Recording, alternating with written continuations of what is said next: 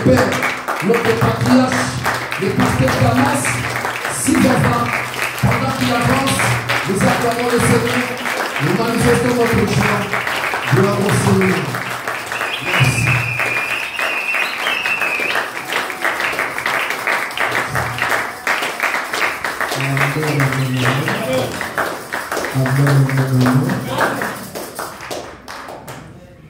Nous sommes encore dans la joie ce soir. En tant que serviteur inutile de parler de la part de Dieu. Et nous allons lire la parole de Dieu. Rapidement, s'il vous plaît. Soyons toujours debout. Lisons la parole de Dieu. Nous sommes dans le livre d'Ézéchiel, au chapitre 16, versets 1 à 6.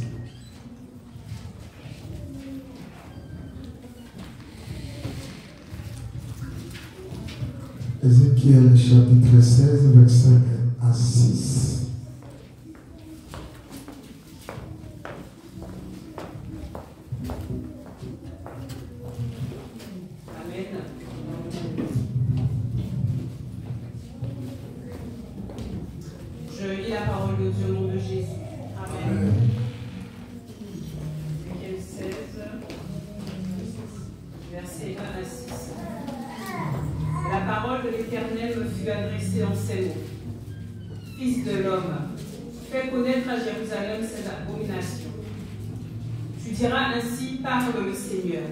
L'Éternel à Jérusalem.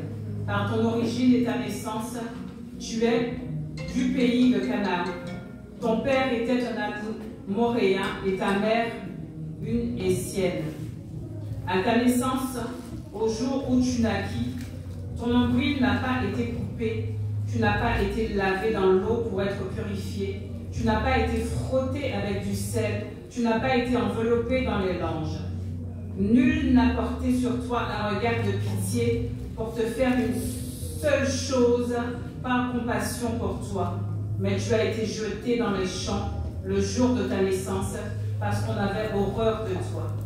Je passais près de toi, je t'aperçus baigné de ton sang et je te dis, vis dans ton sang. Je te dis, vis dans ton sang. Amen. Amen. Amen. Amen. Nous allons nous asseoir au Père, acclamer la parole du Seigneur. Et nous saluons dans le nom de Jésus-Christ. Amen, amen, amen. Je bénis encore le Seigneur ce soir. Et je dis merci encore au pasteur Gaclo pour cette opportunité qu'il m'accorde pour clôturer ce séminaire. Au départ, j'ai pensé qu'on allait le tenir avec lui. Mais il me donne ce privilège de les tenir seul. Que Dieu soit loué. Et que Dieu soit glorifié. Notre thème de ce séminaire, de la malédiction à la bénédiction. Et hier, nous étions bénis. Nous avions démontré dans Galates 3, et nous avions démontré que du verset 10 au verset 13, que réellement la loi ne pouvait pas nous justifier et que nous sommes justifiés par la foi. Amen. Et la foi en Jésus-Christ. Il n'y a que Jésus qui peut nous justifier parce que c'est lui qui a accepté de porter nos péchés. Il a accepté de porter nos malédictions.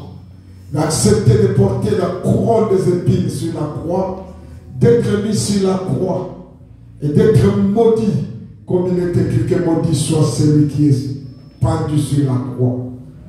Et il a accepté donc de nous justifier à partir de cette mort horrible, cette mort méchante et cette mort humiliante.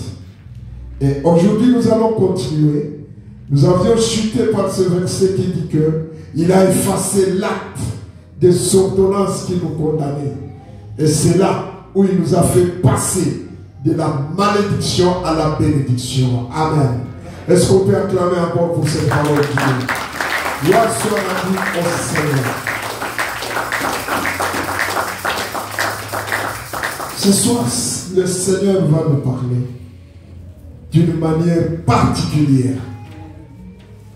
Et bien aimé dans le Seigneur, je voudrais dire d'emblée à quelqu'un qu'il n'y a pas de succès, il n'y a pas de bénédiction sans délivrance. Alléluia. Beaucoup ont reçu Jésus-Christ comme Seigneur et Sauveur.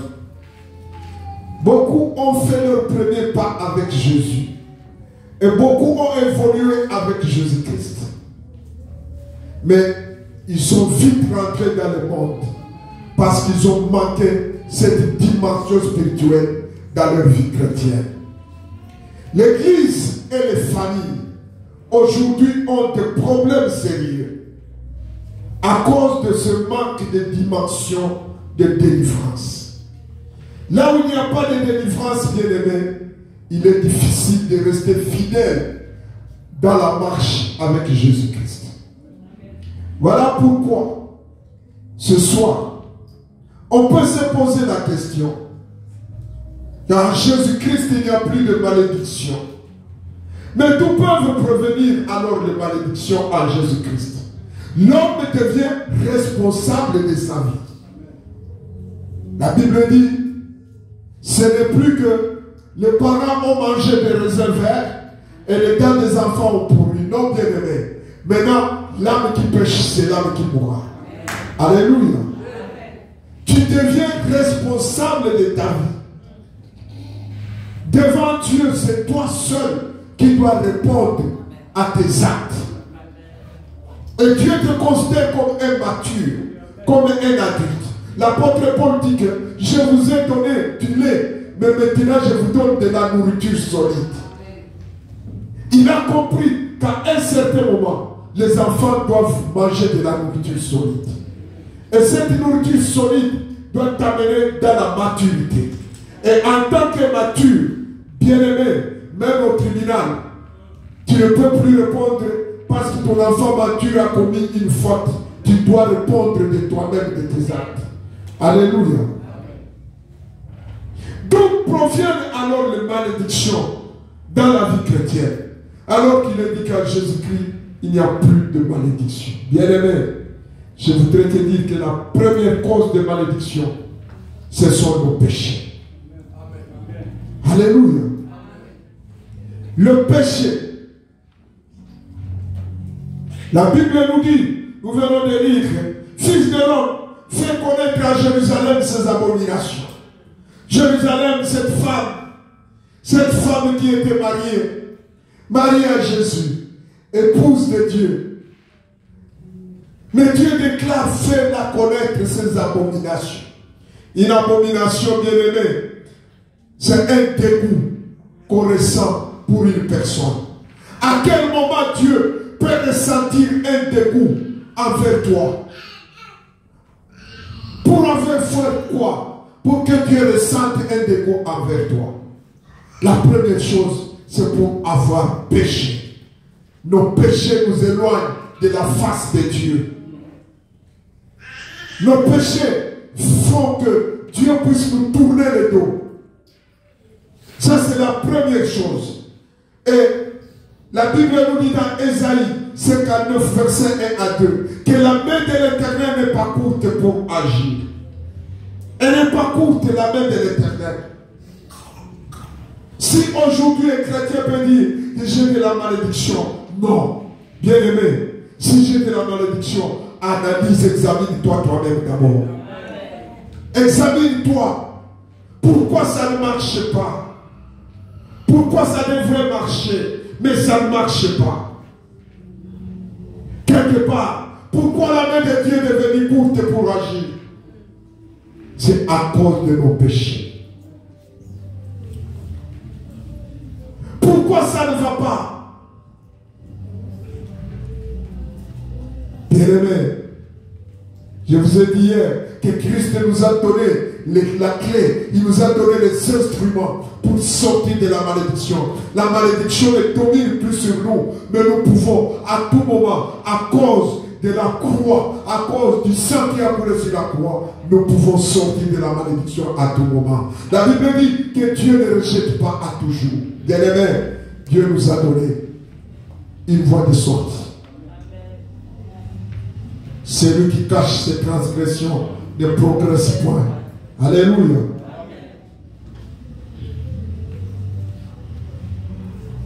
Mais celui qui les avoue et les abandonne reçoit miséricorde. Amen. Voilà la voie de sortie, bien-aimé. Celui qui cache ses transgressions ne prospère point. La prospérité, c'est la bénédiction même.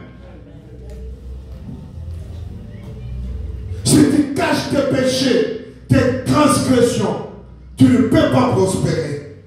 Mais si tu les avoues, je dis hier que le rideau qui séparait le lieu saint et le lieu très saint s'est déchiré d'en haut en bas. Bien-aimé, une nouvelle route a été ouverte.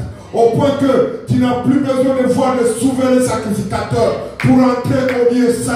Dieu nous a ouvert une nouvelle voie afin que chacun de nous puisse accéder au lieu très saint et avouer ses péchés. Et nous sommes pardonnés à cause du sang de Jésus. Si tu les avoues et tu les abandonnes, tu reçois miséricorde. Deuxième chose qui peut provoquer la malédiction, c'est le manque de foi. Manque de foi. Et parfois on se dit non, c'est ça ma famille. C'est comme ça ma famille. Ça a toujours été comme ça. C'est le manque de foi. Non, bien-aimé, ce n'est pas parce que mon père a été voleur que moi je dois être voleur. Pas du tout. Dieu m'a sauvé de cette malédiction. Christ m'a déjà envoyé sa corde de miséricorde pour m'enlever de ce trou-là de vol, afin que moi je ne sois plus voleur. Manque de foi. Or, la Bible nous dit dans Hébreux 11, verset 6, que sans la foi, personne ne peut lui être agréable. Il faut que celui qui croit, il faut que celui qui croit puisse aussi croire. Celui qui s'approche de Dieu puisse croire réellement que Dieu existe. Écoutez cela, et qu'il est le rémunérateur. Alléluia. C'est ça la bénédiction. C'est Dieu qui nous rémunère. Tu dois croire. Tu dois avoir la foi.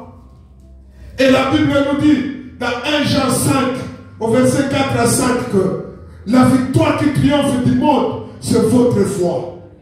Votre foi. Nous devons triompher du monde.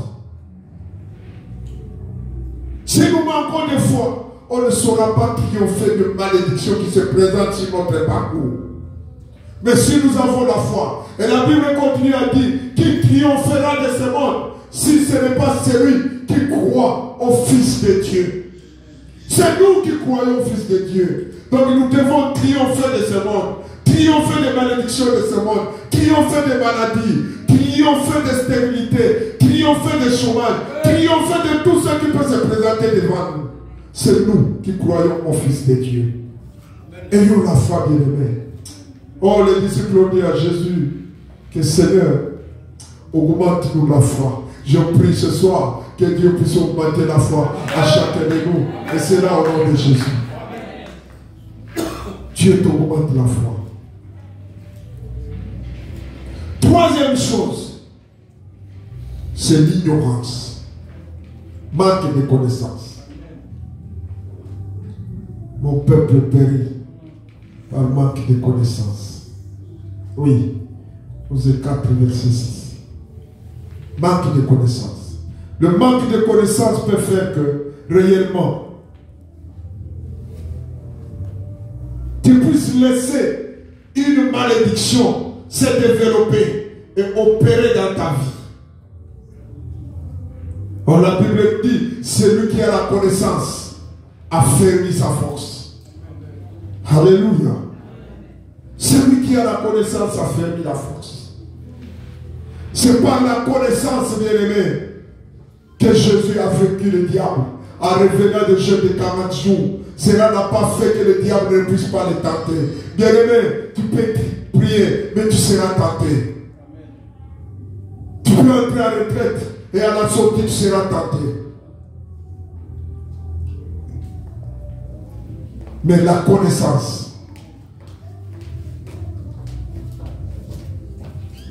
Le diable a dit à Jésus, je sais que tu as beaucoup faim.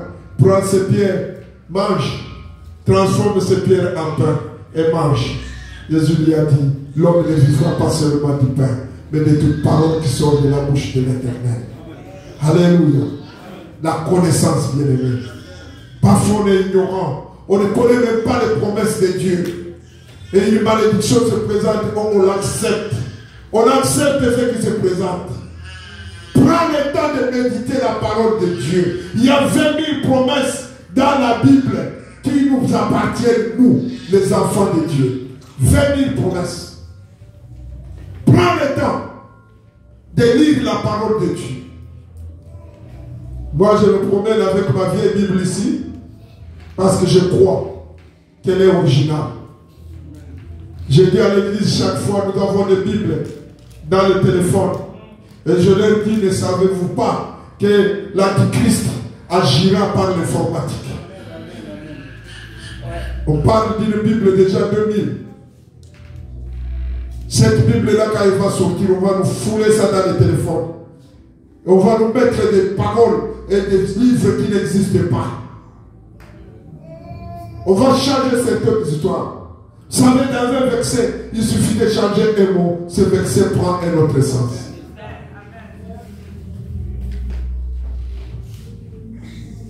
C'est maintenant qu'il faut avoir le temps d'avoir ta Bible à la maison. Un jour, tu peux lire dans ton téléphone, tu te dis non, ce n'est pas ça. Tu rentres à la maison, tu ouvres ton livre, tu compares, tu dis voilà, j'en doutais réellement. Voilà l'originalité. Il arrivera un moment où on ne fera plus les livres. On nous dira seulement que tout est dans le téléphone. Alléluia. Bien-aimé dans le Seigneur, tout est devenu informatisé. J'ai été à Dubaï, j'arrive là à la DG, comme chez nous. On est obligé de donner le passeport, de se faire enregistrer, parfois même manuellement. J'arrive là, on me dit non, tu mets seulement ton passeport là, tu mets le doigt, l'empreinte, il n'y a aucun argent. Et les portes s'ouvrent et tu passes. Vous comprenez comment la science est en train d'évoluer. Et nous les chrétiens, nous traînons le pas dans la parole de Dieu. Évoluons aussi dans la parole de Dieu. Ayez la Bible à la maison. Je répète, achetez des Bibles. Mettez ça à la maison. Même si vous venez avec des téléphones, mais ayez ça à la maison. L'Antichrist va opérer d'ici là. On va nous envoyer des logiciels bibliques qui ne sont pas conformes avec l'originalité. L'ignorance, bien aimé. L'ignorance fait qu'on ne puisse pas connaître qu'à tel moment, il y a telle chose qui veut débuter dans ma vie. Et quelles sont les dispositions? Que dit la parole de Dieu? Alléluia. Amen. Un jour, ma fille, alors qu'elle était encore petite là, je pense qu'elle avait 10 ans, ma première fille, elle fait un rêve la nuit. L'église était au bord d'une rivière. Elle voit un esprit des grands océans qui arrive. Elle rencontre les esprits des petites rivières. Et cet esprit demande aux esprits des petites rivières, cette église ici, elle est en train de nous déranger. Quelle est la partie sur l'homme qu'on peut couper pour anéantir un homme? Les esprits de petites rivières ont répondu, il faut couper la tête. Alors l'esprit des grandes rivières, des océans a dit, ok, si c'est comme ça pour anéantir cette église, il faut couper la tête. Et on a montré mon image. Il faut couper cette tête-là. La tête de cette église. Et ma fille a pleuré toute la nuit. On veut tuer mon père, on veut tuer mon père, on veut tuer mon père. Et le matin, moi je suis parti au boulot, elle en a parlé. à sa maman, les yeux gonflés. La maman qui m'appelle, papa rentre, l'enfant est inconsolable. J'ai dit, qu'est-ce qu'il y a? Voilà les rêves. J'ai dit, oh, dis à l'enfant que le diable s'est trompé. Je ne suis pas la tête de l'église. La tête de l'église, c'est Jésus-Christ. Alléluia. Si on veut couper la tête, qu'on coupe la tête de Jésus. Qui coupera la tête de Jésus? Et le Saint-Esprit est en train de le regarder. Bien-aimé, la connaissance, l'ignorance peut faire qu'on puisse être dominé par une malédiction. La quatrième chose dont je vous ai parlé hier, ce sont les liens de famille. Et je serai long là-bas. On va prier. Les liens de famille, que moi j'appelle les malédictions de famille. Et la Bible dit, tu diras, ainsi parle le Seigneur l'Éternel à Jérusalem. Par ton origine, bien-aimé, chacun de nous a son origine. Qu'on soit dans le Seigneur, qu'on ne soit pas dans le Seigneur, chacun de nous a son origine. Et tout commence avec notre origine. Regardez cette femme de Jérusalem. Elle était mariée, mais regardez les abominations dont Dieu lui reproche. Les origines tiennent l'homme et le tirent vers le bas. Les origines exercent une pesanteur sur l'homme. Voilà pourquoi nos traditions, nos coutumes ont tendance à nous tirer vers le bas. Bien-aimé dans le Seigneur, tu dois connaître tes origines. Il faut les connaître. Tu peux les connaître en posant même la question à tes parents. Tu n'as pas même le temps de causer avec tes parents, même tes grands-parents. Est-ce que mon père était sorcier? Est-ce que mon père était comment? Il était un ivrogne? Est-ce qu'il était un bandit? Il était polygame?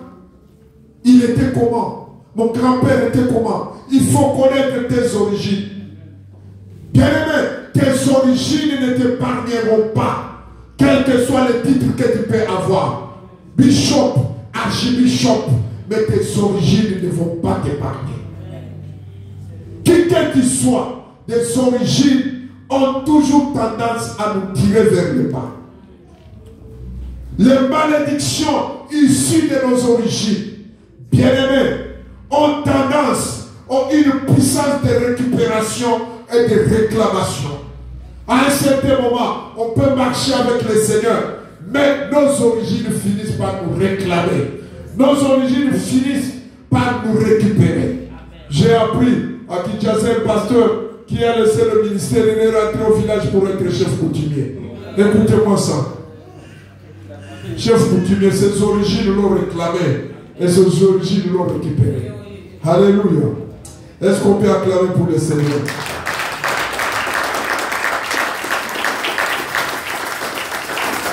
Il a suffi qu'Adam puisse avoir des problèmes pour que Dieu révèle ses origines. Parce que tu as péché, tu rentreras dans la terre d'où tu as été tiré. Tu es poussière et tu deviendras poussière. Dieu m'a rappelé ses origines. Nos origines nous réclament. Et nos origines ont la puissance de réclamation et de récupération. Mais nous devons nous tenir debout pour ne pas nous maintenir dans cette malédiction.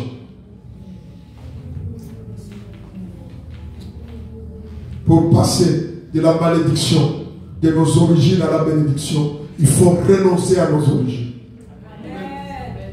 C'est une prière de renoncement. Il faut renoncer. Quand on renonce aux origines, on se sépare de ces origines-là.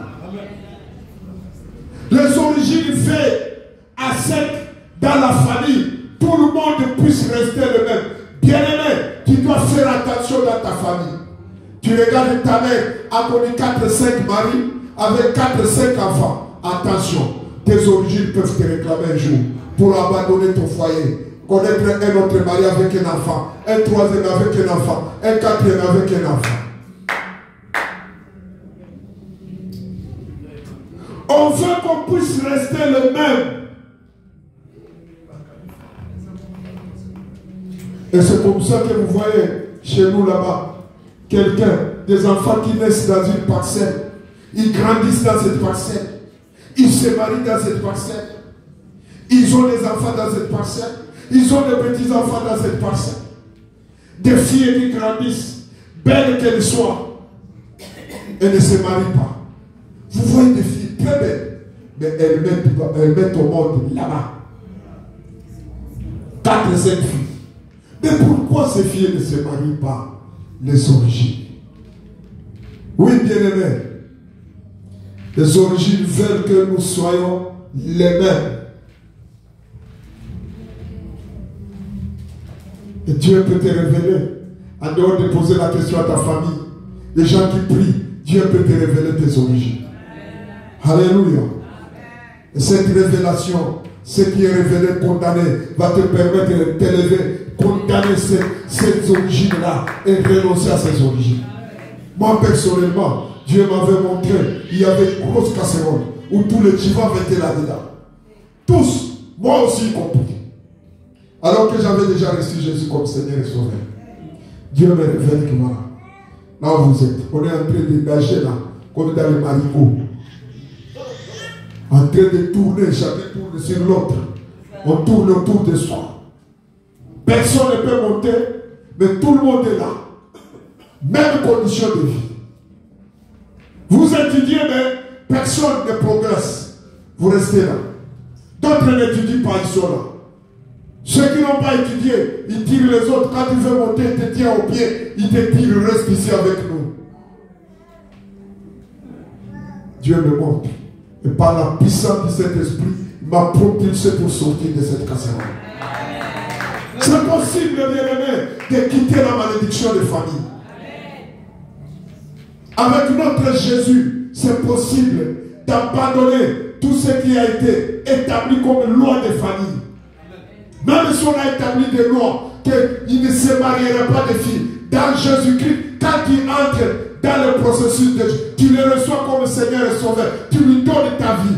Mon frère, ma soeur, cela ne te concerne plus. Tu te dis que moi, la malédiction là, on ne se mariera pas. Moi, je me marierai le premier dans cette famille. Oui, bien-aimé, c'est possible. Tout le monde doit rester le même.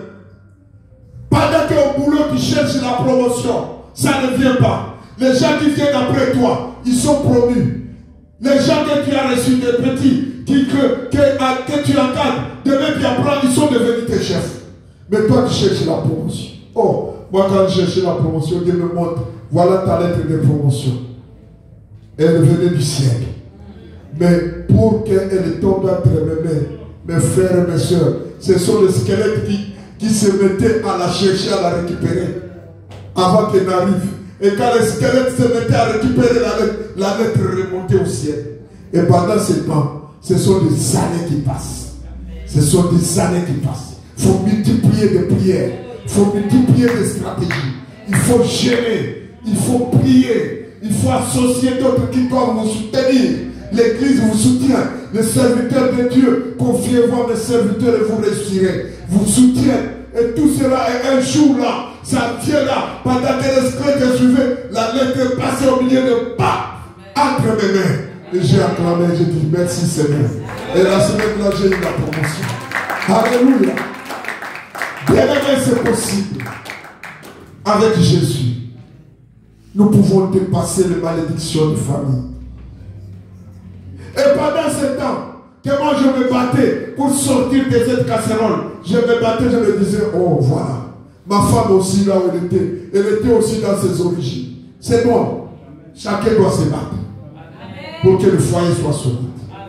Alléluia. Bien-aimés dans le Seigneur, nous devons nous tous nous engager à quitter les malédictions de famille. La Bible dit, à ta naissance, au jour où tu naquis, c'est ça même la clé même de la malédiction de nos traditions. Qu'est-ce qui s'est passé le jour de ta naissance? Qui t'a fait sortir du ventre de ta mère? Quelles sont les paroles qu'il a prononcées? Moi, je sais dans la Bible qu'il est écrit qu'il y a une mère qui a accouché avec douleur et a donné à son enfant le nom de Jamais. Alléluia. Et chaque fois, cet enfant grandissant, quand il marchait, quand on l'appelait Jamais, c'est-à-dire douleur, il disait oui, il acceptait qu'il était douleur. Bien-aimé, et tout ce qu'il acceptait, tout ce que tu acceptes doit s'accomplir. Mais un jour, il a constaté que non, cette vie que j'aimais, ça ne doit pas être ma vie. Pourquoi je dois souffrir? Pourquoi je dois avoir la douleur? Pourquoi je dois avoir la malédiction? Il s'est levé. Et la Bible nous dit, il invoqua le nom de l'Éternel. La Bible me dit, quiconque invoquera le nom de l'Éternel sera sauvé. Alléluia. Il a invoqué, il a dit à l'Éternel, si tu peux éloigner de moi mes limites, si tu peux éloigner de moi le malheur, et l'Éternel exauça sa prière. Bien-aimé, c'est possible.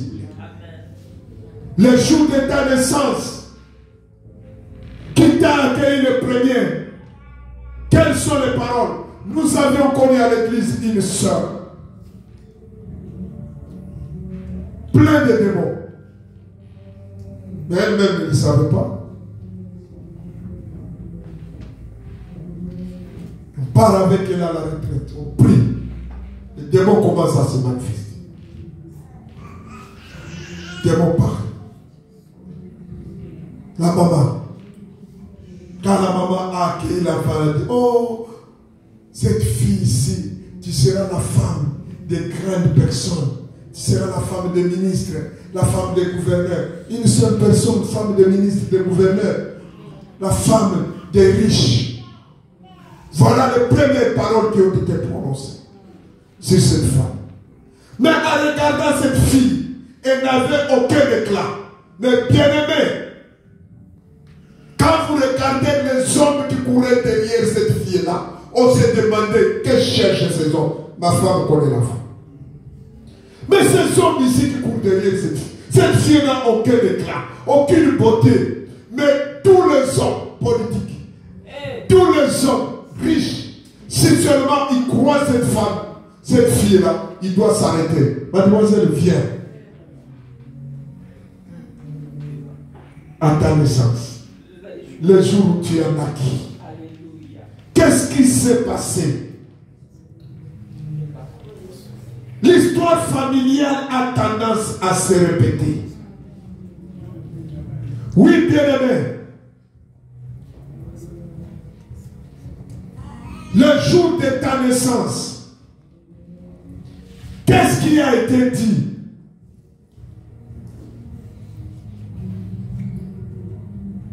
Il y a des choses qui ont été prononcées sur toi et qui s'accomplissent au fur et à mesure que tu grandis. Petit à petit. Le temps passe, des choses s'accomplissent. La Bible nous dit, le cordon n'a pas été coupé. Mon frère, le cordon, il y a des mamans ici, c'est ce qui relie l'enfant à la maman. C'est ce qui permet à la maman de nourrir l'enfant pendant la grossesse.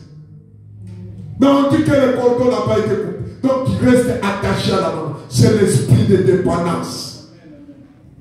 Jamais tu as été indépendant. Tu ne peux pas entreprendre de toi-même. Même tu te maries, quand ta femme te pose la question, je vais demander à maman. Le fils à maman.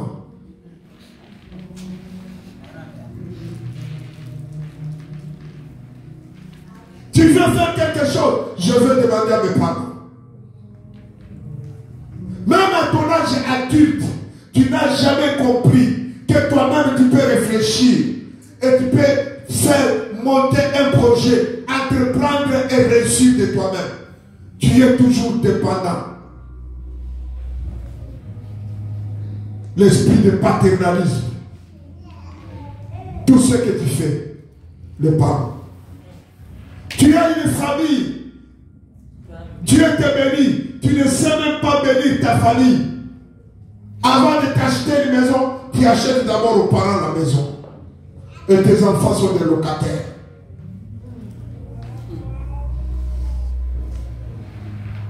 non, ce sont des parents. Hein. Je suis ce que je suis aujourd'hui. Hein. Mais ces enfants-là, et tu es aussi parent de ces enfants. Il y a des gens qui ne vivent que dans ça.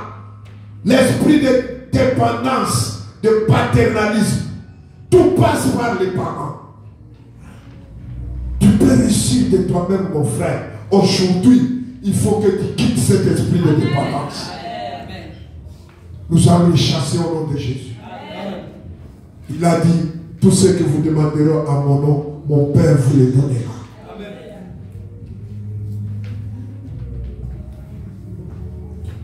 Tu n'as pas été lavé dans l'eau. On ne t'a pas lavé. Et là, j'entre dans le domaine relationnel. Oui, bien-aimé, toi, c'est toujours le problème. Le problème.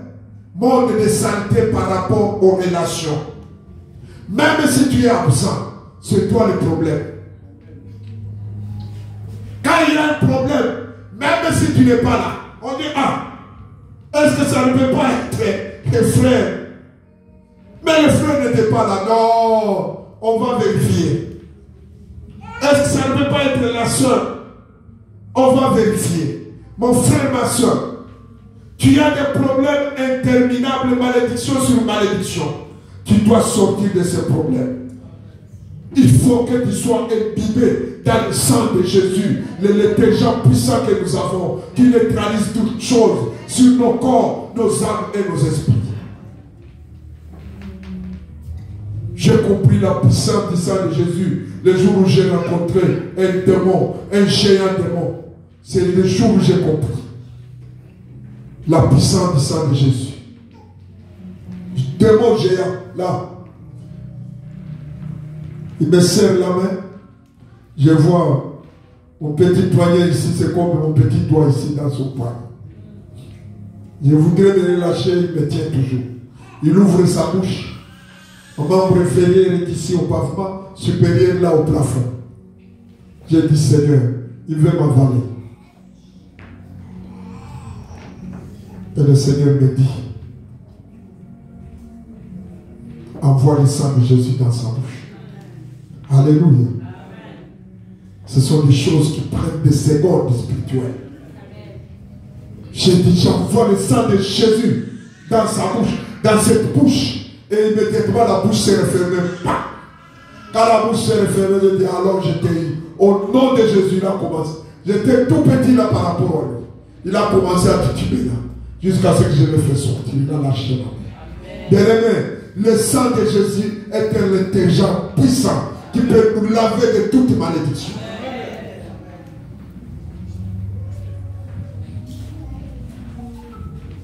Tu n'as pas été frotté par le sel. Et pourtant, Jésus dit que vous êtes le sel de la terre. Tu n'as pas de goût. Il y a des personnes, quand tu arrives quelque part, on ne t'accepte pas.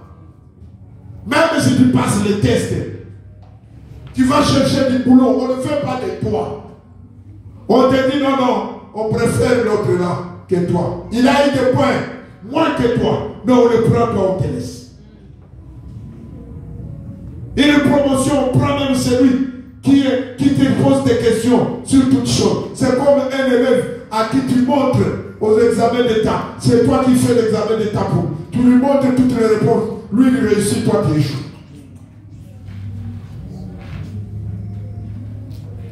Tu n'as pas de goût. Donc, on te rejette partout.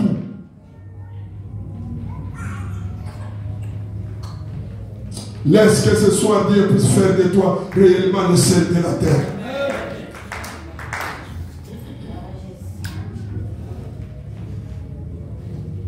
Tu n'as pas été enveloppé dans les langes. Oui, c'est ça ta vie. Aucune protection. Tout vent qui souffle t'apporte.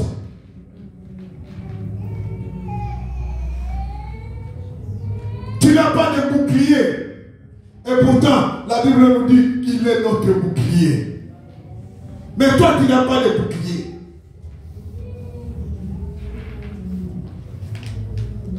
Oui, bien-aimé. S'il faut escroquer quelqu'un, c'est toi. On t'escroque à tout moment. Tu commences une activité, on m'a escroqué. Tu rentres chez le serviteur de Dieu. Papa, j'ai compris, on m'a encore escroqué. Mais toi, on t'escroque comment? Parce que tu n'as pas de protection. Et tu ne sais même pas protéger tes biens. Voilà pourquoi même le diable a dit, lorsque Dieu lui a dit, as-tu vu mon serviteur Job? Le diable a répondu, oh, je l'ai vu, mais ce n'est pas pour rien qu'il est fidèle à toi. C'est parce que tu l'as béni, tu le protèges et tu protèges tout ce que tu lui as donné. Bien-aimé, tout ce que nous avons, c'est sous la protection divine. Si tu n'as plus de protection divine, c'est-à-dire que tout est à la portée du diable.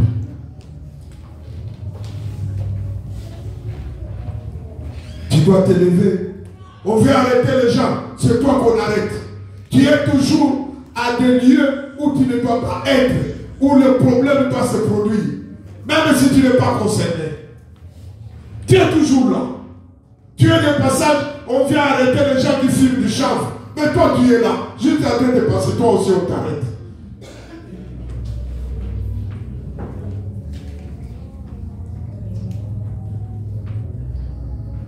On est en train de chercher les gens qui ont cambriolé quelque part. Ils sont dans la voiture, en train de rouler à grande vitesse. Là où ils doivent faire l'accident, c'est là où toi aussi tu te retrouves. Aucune protection. C'est Dieu qui nous fait éviter des choses pareilles. Alléluia. Quand même tu n'as rien fait, mais c'est toujours toi. Toujours toi.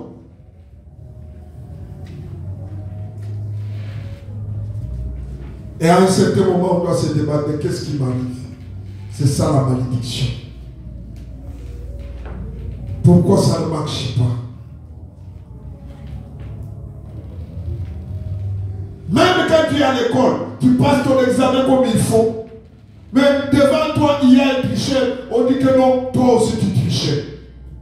Tu es aussi concerné. Alors que tu n'as même pas triché. Mais on t'arrache aussi le papier, on te dit 0.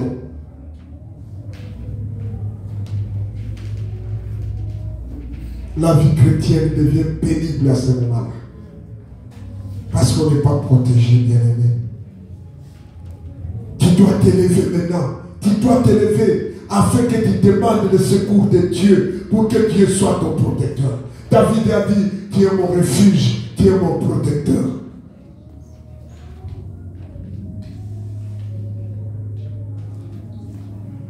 Nul n'a porté sur toi un regard de pitié. Il n'y a pas de regard de pitié. Les gens te tiennent toujours un langage dur. Personne n'a jamais été alléchant avec toi.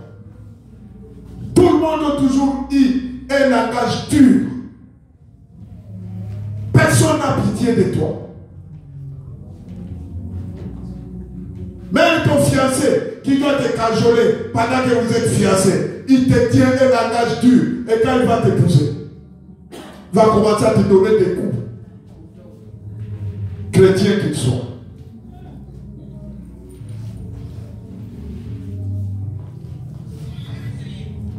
Ton chef au travail, c'est toujours la dureté.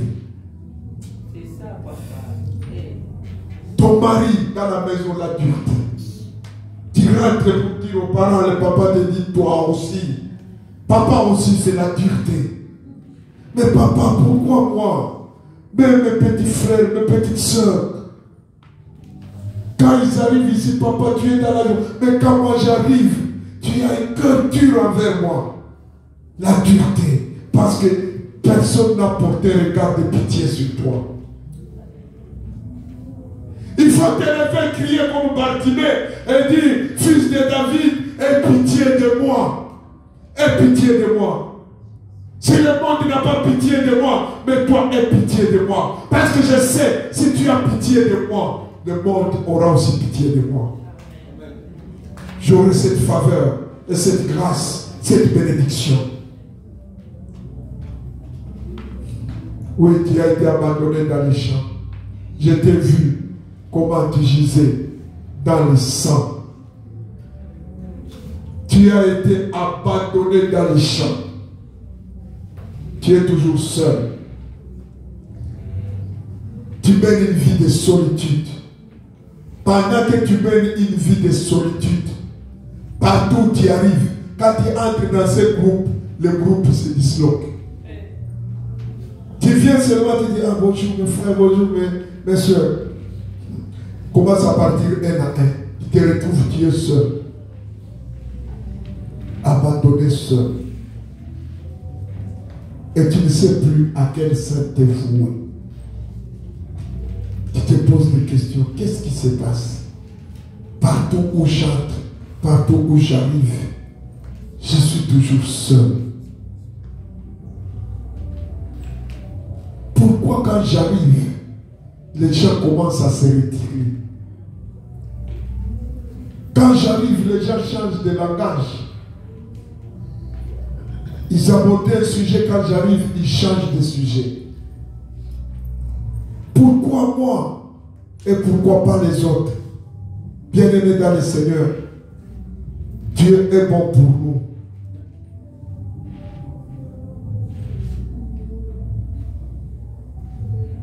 Quand il faut choisir, tu es le dernier à choisir. On te met d'abord à l'écart. On dit toi d'abord, sois là-bas. On va choisir d'abord ici. Je vais te donner le secret du choix. Esther, chapitre 2, verset 10 et verset 20. Bien-aimé, je voudrais te dire que Esther n'a pas été choisie parce qu'elle était belle, parce que toutes les filles qui étaient là étaient belles. Alléluia. Est-ce qu'il y a quelqu'un qui me suit? Esther n'a pas été choisie parce qu'elle était vierge, parce que toutes les filles qui étaient là, elles étaient vierges. Esther n'a pas été choisie parce qu'elle portait des mèches ou elle avait des longues chevelures par rapport aux autres. Pas du tout. Mais Esther a été choisie parce que Mardochée lui avait dit que tu cacheras ton peuple et ta naissance à cause de sa naissance et à cause de ses origines qu'elle avait cachées. Et quand même on voulait massacrer son peuple, elle avait toujours caché sa naissance et ses origines. Regarde l'impact que peut avoir ta naissance et tes origines dans ta vie future. Et tu dois prendre soin de ces deux choses, ta naissance, tes origines. Si réellement tu n'arrives pas à avoir la délivrance dans ces deux choses-là, tu n'iras pas loin, tu n'iras nulle part. À chaque fois que tu chercheras à progresser, tu seras toujours en train de rentrer. Alléluia. Tu seras toujours en train de rentrer. C'est pourquoi le Seigneur a dit à ses disciples, allez dans le village, vous trouverez un anon attaché. Lorsque vous verrez cet anon, détachez-le. Mais le propriétaire viendra vous dire, qu'est-ce que vous cherchez? Qu'est-ce que vous cherchez? Cet anon m'appartient. Dites-lui, le maître en a besoin. Et ce soir, je dis à quelqu'un, malgré tes origines, malgré ta naissance, le maître a besoin de toi. Alléluia. Le maître a réellement besoin de toi. Mon frère, ma soeur, la malédiction de naissance et la malédiction de tes origines ne doivent pas arrêter ton futur. Tu viens d'avoir la révélation. Tu dois sanctifier ta naissance. Tu dois sanctifier le jour de ta naissance. Ce qui ta mère n'a pas pu faire, Dieu, notre Père, Jésus-Christ, notre Seigneur, va le faire à la place de ta mère. Et je crois que ce soir, Dieu va opérer quelque chose dans la vie de quelqu'un. Et je vois Dieu en train d'opérer quelque chose. Il va nous faire passer de cette malédiction à la bénédiction. Et nous serons libres. Parce que si nous n'avons pas cette délivrance, nous pouvons vouloir abandonner quelque chose par nos propres efforts. Mais tous ceux qui nous abandonnons par nos propres efforts finissent par surgir. Mais ceux qui nous abandonnons par la délivrance nous propulsent dans un futur meilleur que celui d'aujourd'hui. Et je crois qu'à partir d'aujourd'hui, le Seigneur va te propulser dans un futur meilleur que celui que tu as aujourd'hui. Dieu bénisse sa parole et que Dieu vous bénisse.